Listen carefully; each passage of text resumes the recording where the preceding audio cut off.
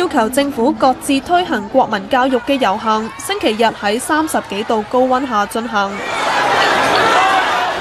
烈日當空，酷熱警告生效，遊行人士都要出盡法寶消暑。佢擔遮，佢用迷你電風扇，佢飲可樂，佢就食雪糕。小朋友熱唔熱啊？熱唔熱啊？熱咗都。咁點算啊？咁熱。飲下嘢潑下先咁咯。咁咪好啦，俾多啲水去飲啦。係啊。仲有咧？仲有冇啲咩方法？你請食出嚟。潑涼啦。係。係咪都準備啲水果啊？係啊，有啊。食乜嘢啊？你哋？車厘子。有市民就喺大會設置嘅休息站唞唞暑。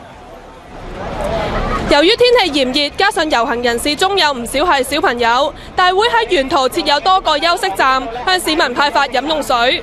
有小朋友趁機喺休息站內補充體力，有孕婦大肚臨登，做足準備嚟遊行。我已經帶咗線啦、遮同埋有水，所以都 OK 嘛，慢慢行咯。咁應該今日大家都合作，即係會體諒啲爹哋媽咪小朋友啊，即係我覺得 OK 咁樣。唔少市民喺遊行期間感到不適，大會額外加開救傷站，協助身體不適嘅市民。ONTV 東方電視新聞台報導。